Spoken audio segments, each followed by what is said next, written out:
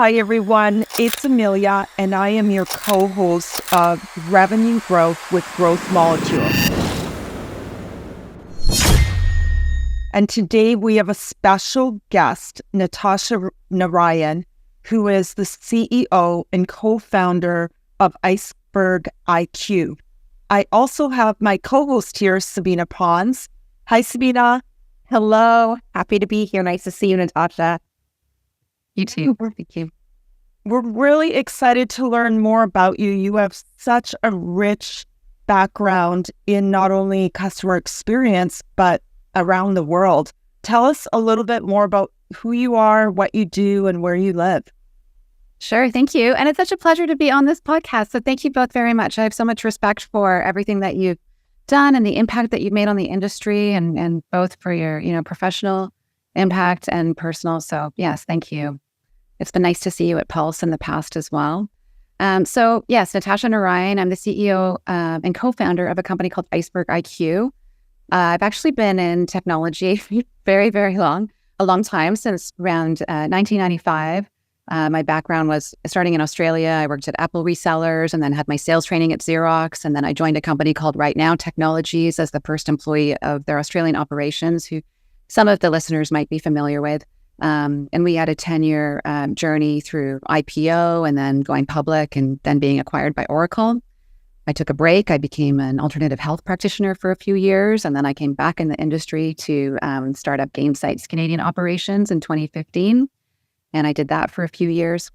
I'll share more about Iceberg, but it was really the time at Gainsight that led to the opportunity and this direction of Iceberg. And this company I have co-founded with two co-founders, Julie Payne and Christine Pulp. And we just celebrated our 5th year anniversary actually a few weeks ago. Congratulations. That's so exciting. Yeah, it's been a fun ride. I mean, 2019 we started and then COVID hit. It was 3 of us. But I guess, yeah, I could jump into the history if you like of Iceberg. Yeah. Okay. So, You're right. So when I was at Gainsight, we used to use a vendor who would do all of our research for us. They were called Ironworks, and Ironworks had been around for about 10 years. And so we would send to Iceberg any losses, wins, renewals, upsells, expansion, downsells, churns, in the odd occasions that would happen. And Ironworks would go out and interview those decision makers and give us all of this rich feedback in these individual reports and summarized about what we were doing well, where we were missing. And Alan Armstrong, who was the founder, ended up passing away in 2019. I found out through the industry and offered my condolences. And actually, that's how this started. So 10 years of history, the client base, the team, everything was just poof. So Wow. Myself, my two founders actually worked at Ironworks. So we went to the family first and said, hey, we're thinking about rebooting it. Are you open to this? We wanted to make sure we had their support before we did anything. Right. And they were just like enthralled that Alan's legacy would continue. And so we started out with the 3 of us, but over the last 5 years, we've grown to about 20 people. We're supporting about 20 to 25 clients at a time, but we work exclusively with B2B SaaS companies. So what we really do is win, loss, and churn analysis. That's our core practice. Very heavy on the qualitative aspect, so doing deep, rich conversational interviews. We sometimes complement with surveys, but we really like the human element, like going out, booking the interview, conducting the interview, synthesizing, analyzing all of the data, presenting it back to, usually it's marketing, customer success, CEO. Sometimes it's the PE firm or the VC firm that's bringing us in, but really the data that we're bringing back, and of course it impacts CS, but also impacts all functions within the organization. Wow, that's amazing. That is, first of all, such a touching story. And fast forward 5 years, 3 women, powerful, working together to make an impact on businesses. That's really a remarkable story. Yeah, I've learned a lot. I mean, I'm definitely the most type A out of the 3 of us because of my experience. And it's a really interesting, like we make all of our decisions by consensus, the 3 of us. And sometimes it takes longer, to make a decision because we do weigh up all the pros and cons in every aspect, but it's worked quite well. And I feel because of that, there's just a high emotional element in everything that we do as well, and high EQ. And yeah, we've been really fortunate. I guess probably a lot of similarities into your story and your growth as well. We're both type A, but in different ways. Yeah, truth and anger. That's true.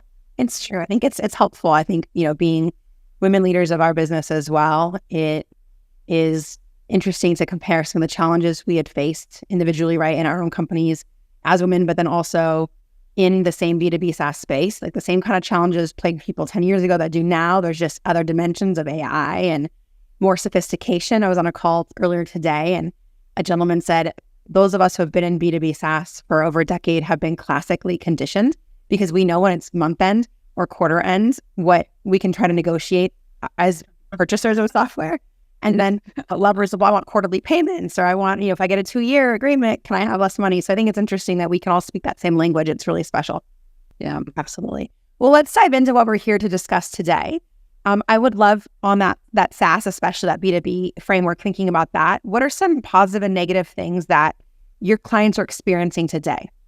Well, I think it's really interesting times right now, especially for CS and the function. I don't know if you're seeing this as well, but we're seeing so much more scrutiny around, is the function adding value to the organization? Is it necessary? Is this, it's tough for CSMs because they're measured on retention and growth, but then they might not have, maybe they came from support, or maybe they're new to CS on the whole, and then they have to also know how to do this commercial motion or this renewal motion. And then there's questions of how they can partner with sales effectively, or is it best for that to go back to sales? So I see this, definitely a theme of doing more with less, teams shrinking in some cases. How do they leverage AI more for as much automation as possible? So then you're freeing up your CSMs for these high value opportunities and activities with customers, but not compromising on the quality of what you're delivering as well. I think those are some of the main themes that we're seeing. I'd love to hear, I know this is my interview, but I'd love to hear what you're both seeing as well in the industry in terms of what's positive and negative. You're hitting the nail on the head for sure about there's almost a sense of self-reflection within the industry on what customer success is, right? It's always had dual meaning. It's a philosophy, right? Being customer-centric and driving an experience that's cohesive. But then there's also discipline, and there's practitioners like us in this space. And my whole thing is with some of the clickbait headlines that have been in the news around customer success over the last, 18 months about customer success potentially being dead, or, that it's going back to this sense that it's more granola and touchy-feely. Why do we really need it? That I'm of the mindset that I don't care what we call it. There's still an important critical element to protecting the dollars that we've acquired and helping to maximize that lifetime value of them. So whether we call it, like I know Gainsight had customer outcomes managers, or people even call it account management still, and have both a commercial and otherwise focus. I think that the idea, though, that it costs 5 to 25 times more to acquire a new customer than it does to keep what you have, it's a no-brainer. And what's sad is that I feel, had just kind of got to the point with the industry that customer success was respected, it was known, it had value, it got funding. We saw the rise of the chief customer officer. We had people out there like Jean Bliss, who, the godmother of customer success and experience, of really forging a path for the rest of us. And it's unfortunate that when things have gotten a little bit tough, it wasn't, growth at all costs. It's like we're almost the first to get our legs cut out from underneath us. And in fact, it should be one of the more critical areas, because we know net new sales isn't what it used to be. So why don't we have the bird in hand be nurtured and loved and supported to grow? I think it's a little bit interesting. So we're seeing that, and the different flavors of that, different versions of that across our customer base. We also work primarily with B2B SaaS. We have a few customers that are hybrid, where they have maybe a hardware and then a software component, or a perpetual license model, and then a subscription model to go with that. So it varies, but the most of it is B2B SaaS. And it's a lot of reorgs happening, changing of the overall persona and makeup of the CSM's job descriptions. There was years where it was generalists, and then we had the funds as companies, so to speak, to go to specialists. And now there's going back to some more generalists, because guess what? A lot of their peers were laid off. And so now they are doing onboarding again, and they're driving adoption, and they're looking at loyalty, advocacy initiatives, and maybe renewals too. So, and then support, let's not forget about that. So it becomes this dump ball team again. So there's a little bit of that feeling, but we also have customers who are thriving, and especially some of the large enterprise customers, they're finally getting to the point where they're really seeing that value, and it's not that they had it and it's waning. They're still kind of getting into it for the first time. So there's that side of it too. But I think it's mixed bag for sure. Yeah, I heard something at dinner last night about a TSM, technical success manager. I don't know if you're saying that, but yeah. Yes. Talking about implementing that. Yes, some companies are doing that. What for me, what is more refreshing than anything is that more CFOs are getting involved in especially the work we do. So in the past month, 2 CFOs having calls with them and their CS leaders. In one case, the CCO was no longer there and they're nervous about bringing in a third one in 1 year. So the CFO is overseeing customer success and suddenly very much respects the profession. Yeah. In June, one of our clients saying similar thing. They just noticed more and more churn, and the CCO was wanting to make some significant changes, but it required budget. And so suddenly the CFO is in the room with us, and it's really refreshing. I feel like there's a renewed interest in customer success because churn is going up. And so what better way to get involved is a CFO who has a lot of decision-making power around how to protect revenue. And your clients are who you should be protecting. As Sabina alluded, they're a lot less expensive to keep than going out and acquiring new clients. So that's what Yeah, it's quite interesting about that CFO being a persona, right? We're seeing that in the churn interviews that we're doing because we'll analyze, okay, how did the decision come about? Who was all involved? Who was the key stakeholder who made the ultimate call? And sometimes we're hearing that it's the CFO that's starting that conversation, right? Because they're looking at the list of the investments that they're making. Okay, are we seeing enough value? Is there enough ROI in this list? Oh, these are the ones we need to scrutinize. And then it might go to the COO, CCO, and then down the line to ops or, CS to then really justify the solution or whomever it might be that owns it. And that can be what ultimately leads to the churn, which when we're pulling out why companies are churning, that's one of number one that we're seeing is they're not getting enough value or seeing the ROI out of solution. And that's the leading indicator. I have a whole list of other reasons, but that's pretty much the first. The other big one is around onboarding. If the implementation doesn't go well, even if it's a bit longer, I know there's always, you want time to value as quickly as possible. But if that onboarding doesn't go well to start, it just has this whole chain of events throughout the term, whether it be 1 year or 3 years, where when you talk to them about the ultimate reason why they left, it's because it just didn't come out of the gate. Because then you lose trust. The users aren't adopting. Maybe the integrations weren't set in place, and then it's just this constant, chasing to try to get the value that you need. In many ways, that's the first impression. Mm-hmm. Yeah, exactly. You're off on a bad foot, and you're now continually trying to course correct. Mm-hmm. And if it is a separate team that does onboarding, by the time the customer gets to the CSM, they're already fighting an uphill battle. And we don't talk about firefighting. That's the true start of that. And I think to your point, it can absolutely be mitigated by nailing it right from the very beginning in the best possible way. And that's maximizing that value, having cohesive conversations, right? That transition from sales to post-sales, it's critical. Mm-hmm. Absolutely. And then sometimes when we're doing these interviews, the customer might have been with the vendor for 10 years or 5 years, right? So then how do you unravel? That's where the investigative work really comes in, is to, okay, at what point did they implement? Was there a partner involved? Like, what was the model at that time? Was it, they might have had a merger or acquisition or multitude of them or a PE involvement. And so we do all these interviews, and then we have to dissect by the dimension of like, what was the impact and what do you need to do and what was happening at that particular time, which can also be really interesting.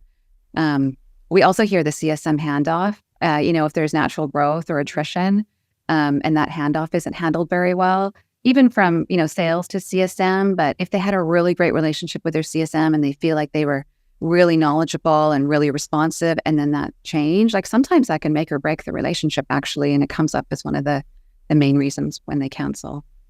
We have a whole methodology around that. You need to send these clients to put them through our academy. We teach seamless handoffs. So that is a very difficult situation that can lead to churn. They suddenly have a bad experience. They have that feeling, and it's hard to overcome that psychology. So I want to flip the script a little bit and ask you, as a consumer, as a decision maker, a buyer, an entrepreneur who buys these softwares for your organization, how has the experience changed? We're post-COVID. People don't even want to discuss that. One person I was coaching this morning said, I really want to take this job, but they want me in the office in San Francisco 5 days a week. I live in San Mateo and I have 2 young children. It'll heavily impact my life. So things are changing. I'm curious how things are changing for you as a buyer or consumer, because our audience are people likely selling or in customer success, and they're representing these companies that we purchase their products from. Mm-hmm. I mean, I find that to be a really interesting point, because it's just in the last week or so, I've had a number of conversations where companies are actually finding that the productivity has dropped with remote work, and they're mandating that people come back to the office, even if it's 4 days a week. And so I also find, that an interesting conversation we can go down. But we have a fairly structured set of tools that we use at Iceberg, to record the interviews, to store all the documentation, to code all of the research that we do, and then make it sensible for us internally and our analysts, but also customer facing. So I'd say we probably have like 8 or 10, products that we use. The one that I really love that I want to give a shout out to is a company called KnowBe4. I'm not sure if you're familiar with them. They do privacy and security training. So for us being, we're about 20 people, and it's just a really easy interface that has on-demand training and tutorials that you can watch these interactive videos. But with cyber having such an impact on our lives and on our parents' lives and everyone around us, I feel like it's changing every day. And I personally find the space so fascinating. But we, it's like reasonably priced. We get great value. The team loves it. A lot of our customers use it as well. And when it comes to the renewal conversation, it's pretty much a non-event, we find, because there's no question that we're seeing value and we love the tool. And they're never coming to us and saying, and even if there is a slight increase, we're okay, because we want to support their business, because we know that what they're providing is continuing to invest in the technology and the support that they're giving us. KnowBe4, definitely. I told them the other day, I'm happy to do a testimonial, but here I am. Yes, that's the best experience when someone comes to you and says, I want to give you a testimonial. And I'll give a shout out to Bitly, the president there. When we completed 8 months of work, they came to us and said, we'd like to write a case study for you. And I was very humbled by that. And of course, proud of the team who delivered the engagement. So that's the best testimonial. Agreed. All right. Well, Sabina, I'll hand it back to you. Yeah, of course. So as you're doing a lot of this discovery, right, one of the analogies I was thinking about, really literally tied to your company name and then your logo, this idea of, an iceberg, and that presumably it's scratching the surface. There's so much more underneath that we can't see, and that you help uncover those things. And, the work that we do at Growth Molecules, and kind of the interesting thing there is we start the opposite way with our customers. We think about the molecule of growth, right? Emilia is a big gardener and farmer, essentially. I know she probably doesn't think of it that way, but she has 26 different varieties of tomatoes at any moment in time. Wow, in your Instagram post that there's so many varieties of eggplant. I had no idea. I mean, eggplant, like in the emojis, there's only one color eggplant. It's purple. I didn't know there was more. So anyway, I think the spirit and the vision behind what she named Growth Molecules, speaking for her, like she's not here, right, is the idea of thinking about at the most granular level and from a scientific perspective, what you're putting in the soil and how you're nurturing your seeds and giving them life, and then growing up above the soil into a full-blown plant that can be harvested and consumed, or, going back into the soil again. It's a really interesting thing to think about our two businesses and how the spirit of what we're getting after is the same way. And while you're looking at things as they are happening or have happened and looking at that churn analysis, we're helping our customers, in some cases, jumpstart programs. They may not have a digital strategy. And so really, ultimately getting to the bottom of what they're looking to achieve as a business at the macro level. And then, of course, what are the motions that CS leader can drive within that? And it's a really beautiful thing. And it's really nice to know that, there's companies like yours that are out there that can really help take key learnings and catapult them. And so part of that, of course, we always talk about lagging indicators and that we know we need ones that are going to be more intuitive and helping us look far ahead in the future. However, everything as humans is based off of our past key learnings, right? We are who we are because of our own experiences. And that's also true for customers. And I like to think about the idea of that a SaaS company or any company, really, their customer experience, we talk about it for the sake of efficiency as though it's one holistic body. We have a portfolio of customers, people say, right? Or our account groups, or they're segmented this way. But really, every single customer has joined at a different time. And so their experiences are all inherently a little bit different relative to when they joined as your partner. And therefore, maybe their feature sets are different, the use cases are different.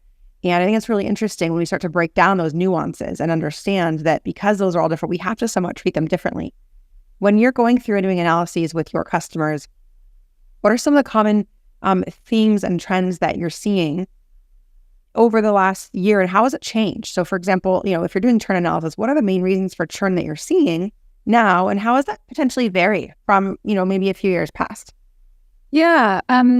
So about the first point, so when we're doing a study, it's usually 10, 15, 20 interviews. We're hitting a saturation point by the time we get to 15 or 20 where we're hearing the same thing again and again. So we would typically say, like, for one product, we would do that amount. If they have multiple products, then it would be 10 or 15 interviews, so that we do get that commonality. If we're looking at a group of customers, usually that's enough for, even if, say, it's 100 customers that have churned and we're analyzing 10, we're seeing enough themes and patterns there. But what we're seeing so many things. So one big thing is tech consolidation. And so that's twofold. That's with the vendors consolidating and a lot of M&A going on, and then also with the tools that companies are using. A lot more pressure that if we're already using this one vendor, but they now have this other capability that maybe it's not perfect or like as good as what we're using elsewhere, but it means that we have one vendor we can consolidate who we're working with. Those decisions are being made. Or we're also seeing fallbacks to in-house tools or even just spreadsheets in some cases because of the scrutinization. Maybe there's a bit of a backward step, knowing that it might be only temporary, for a year or two until the business gets healthy again, or they can, they're ready. Because sometimes with the companies that we're interviewing on behalf of, there's a lot of change management involved, or resource requirements to implement. And if they don't have the resources or the curator or whoever it might be to admin, then why have the investment in the tools? So we see that. Sometimes it's as simple as missing features or integrations that I mentioned earlier. But you've also got this competitive pull with the churns. I should say half of our practice is win-loss interviews. So even though we're focusing on just churns today, but if, they might be having challenges with your product, with CS, but then as well as that, they've got this competitor that's really trying to woo them, and maybe they're doing a POC. So another trend we're seeing is that you might have 30, 60, 90-day playbooks pre-renewal, but those decisions are actually being made 6 months, 12 months, 18 months beforehand. It just takes them that long because they need to set up, because they don't want to make another, mistake again or another poor decision again. They have to get that other product up, maybe have a POC in parallel while they're still using you, and then, have both standing before they do the switch. So I do think there's something around about the playbooks and how those are architected. Onboarding, we did an interesting study at Pons last year, actually, where we were asking, how confident companies were that they even knew why their customers are churning. And actually only 24% said that they were extremely confident. So that's the hard thing about going out and like having these conversations and really getting at the core truths, because often once they've churned, they churned, or you're relying on what the CSM has maybe put into what they're using as a platform or Salesforce, and it might be 1 or 2 reason codes, but doesn't really have the full depth. So I'd say those are probably the main reasons that we're seeing today. And I want to, and I promise not to tell your other clients, but what are your favorite client projects that you're looking at? Well, what I love is that we get such a broad variety, and I'm sure you find the same, right? When you're working with B2B SaaS, you're touching all these different end customers and different facets of industry and like what's driving the world. And so we have cyber clients, we have healthcare, education, marketing solutions. So I just love the variety. We've probably done over 3,000 interviews by now. I could be talking to a decision maker in Germany one morning from a manufacturer, and then moving to like a electric car company. Like, it's just, there's so much variety. So we do these ongoing engagements with clients. But then I find I find it kind of interesting sometimes when there's a pointed problem that they're trying to solve for. So we've had one recently where they've got low NPS, they've got, reasonably sized customer base, enterprise accounts, low NPS, low CSAT, and they really need to dive into why. So we're taking interviews with a number of their customers to really understand, okay, what is it product related? Is it support related? Specifically what's going on, so that we can present back, okay, here are the dimensions of where the heat is and what you need to go in action. And that's really sometimes what they have hypotheses about what's going on, and they hear a lot. They talk about it in the boardroom, but they don't have anyone really packaging it up and giving them like a list of like, here's the evidence, here's the prioritization. We don't action it. That's where we would love to bring it back to you to help them implement the changes. But here's like a third party perspective, from an unbiased perspective on what's going on. Question on that. Some of our customers share things about getting the right people in the room as a CSM to get the right people on an EBR or QBR that can be challenging. And in your line of work, if you are reaching out to your customers, how do you help bridge that gap of getting the right people in the room to get meaningful insight? So we typically do one interview per account. Unless it's a really large organization, then we might do a decision maker interview and a user interview. But it's so interesting because I was having dinner last night with a couple of leaders, and one of them was saying it's really hard for him because he works with a lot of vendors, and the CSM is like constantly asking him for QBRs and BBRs, or like wanting to have check-ins every few weeks. And he's like, I don't have time. But he was saying if they were to go out, if that CSM was go out to do an analysis, I would support that. I would endorse that, where they go out and do an analysis on what value they could be bringing and come back with that presentation and those recommendations. Versus, I think what's happening a lot is there's pressure around growth targets and renewal targets. And so here are the new features that we have to offer, or here, the new things we can cross-sell or upsell. And that's what ends up sometimes being prioritized in the presentation. So it's like, how do you make it really customized, and speak to what, what's going to impact that and what's important to that decision maker. And so why would a customer take an interview? So it's interesting. There's some best practices around this, especially for churns. It's important to get them like soon after they made the decision. So as they get the notice, they want to be hearing from us pretty much, straight away, if not a few days later. Even if they're getting the notice, but the churn date hasn't passed, we're starting to do interviews at that time as well. We offer a gift card. Usually it's $75. We run it through Blackhawk Networks. And so it could be a charitable donation or a gift card that can go to a portal and choose. But we find that if they've been with a vendor for a while, they actually want to give this feedback. Just because it didn't work out doesn't mean that they don't want this company to succeed, or it might not work out and they want to come back. So I think it's just the main thing is not leaving it for too long, because the landscape changes, details get fuzzy, they might forget and move on. And so it is important to try to catch them, soon after onboarding or soon after the churn decision, or, in the win-loss example, if they've chosen a competitor or move forward, catch them early. Yeah. I get this pushback all the time, Sabina. I'm sure you've heard this as well. When a company comes to us, they ask us lots of great questions. They really want us to do it. An assessment, for example, or a playbook or a customer journey map. And then they ask us, well, why couldn't our company do it ourselves? And then we remind them they came to us for help. And so I'm just curious, you must get this pushback sometimes too. They're like thinking about working with you, and then they think, I wonder if I should just do this type of work myself. Yeah. I've seen that in some cases where they do end up, doing it themselves for a while, and then they get some feedback, but they start to hit some walls and realize.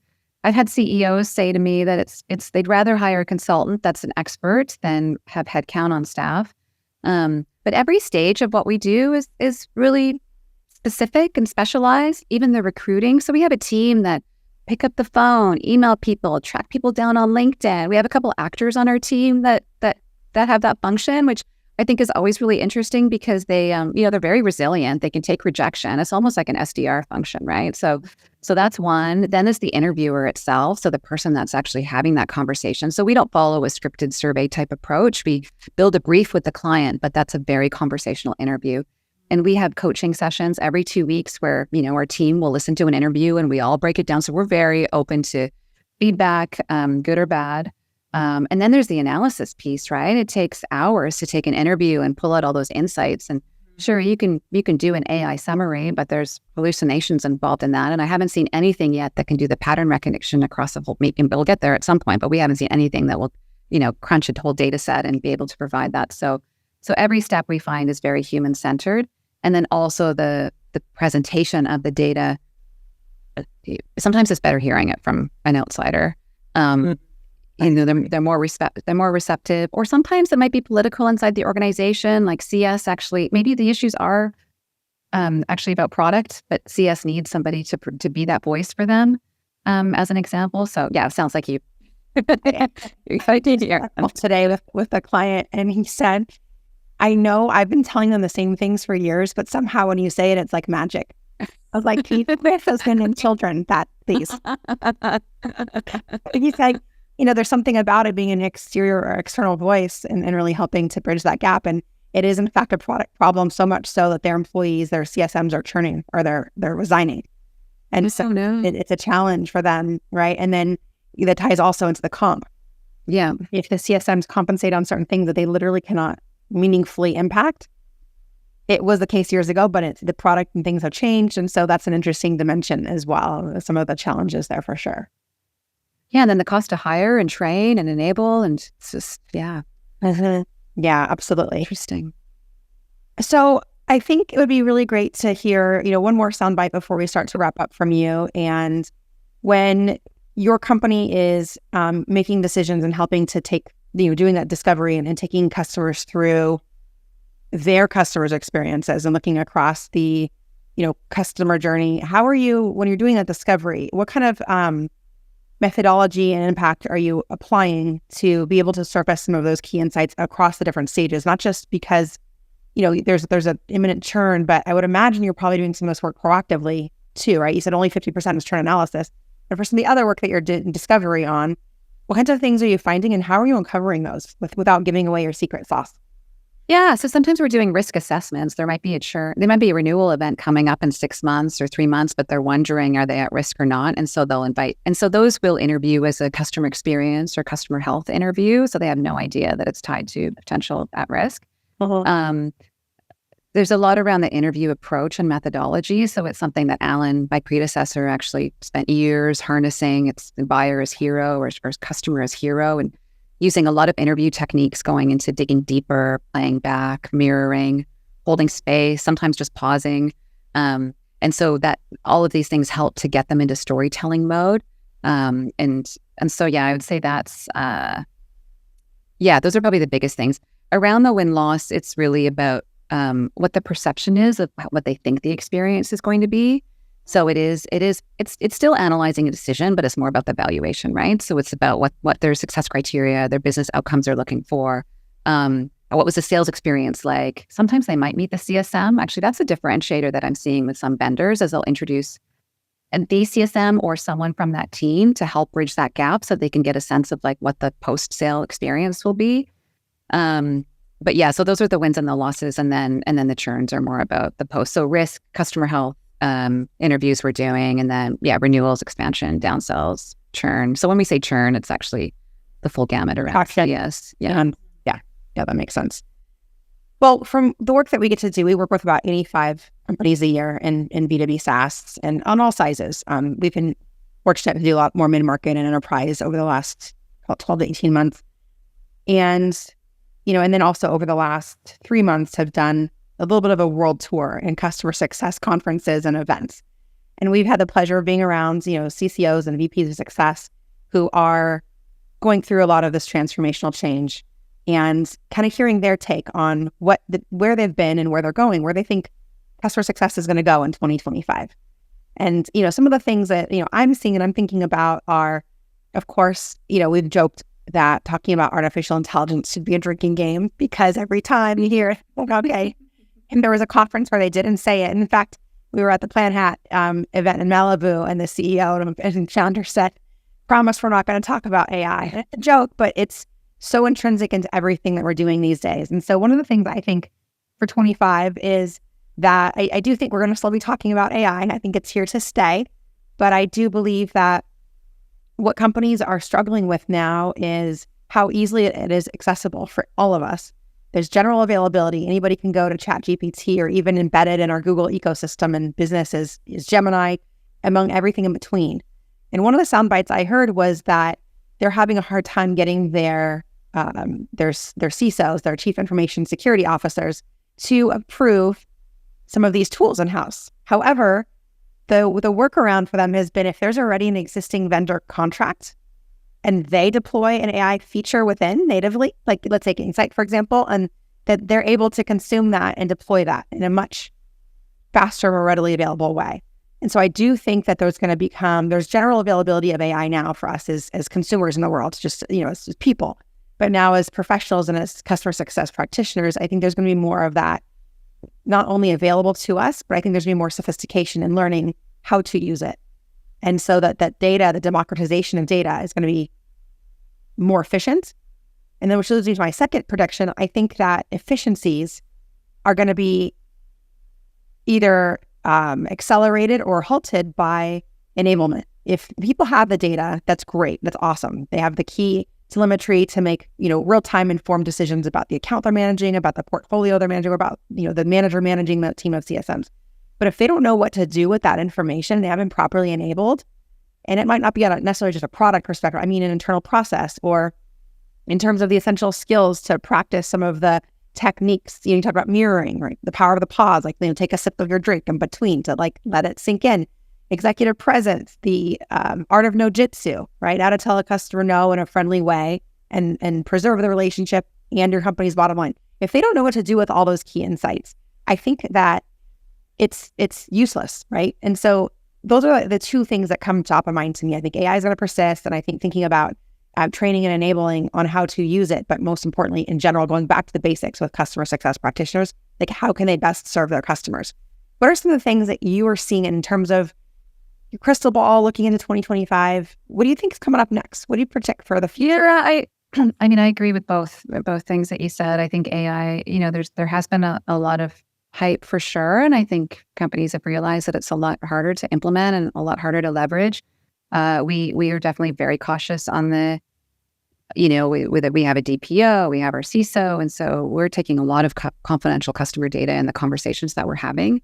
And we use a product that allows us to do some summarization, but we're very cautious about making sure that the data is partitioned and we're not training a model. And so we do ask them, and there's only a couple clients that have been actually open to us doing some experimentation. And so it's very, we've had challenges with it, but it is something that's we hold pretty sacred because we do know what the potential might be. So I kind of shudder when I think that people are out there going rogue, and because it's like we all need to be educated, right? This takes me back to KnowBe4, why it's such a great tool. I have no life sometimes, and I listen to a lot of cybersecurity podcasts, and so I hear about every hack that happens every day.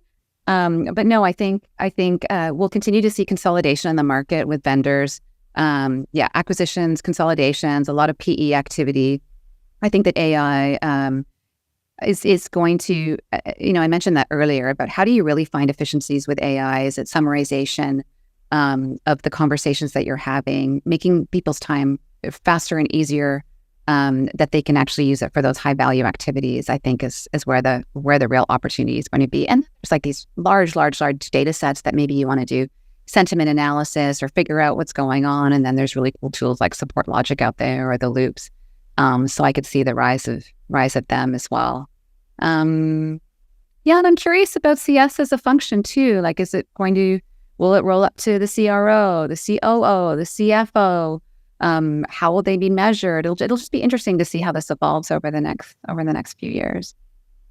Going back to Plan Hat, one of the women who was in my group, we had these breakout working sessions, said that product rolled into customer success. And I love that. Wow, that is amazing. Yeah, that's a customer-led company.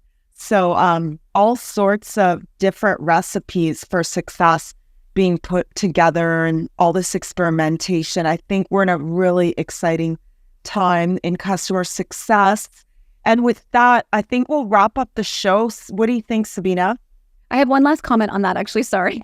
I do love it when CS owns the pre-sales function too. I think that's really, really powerful. And I have seen that in some organizations because then they're able to, demonstrate that success right through the sales process, which ensures that it's expanding right through the relationship.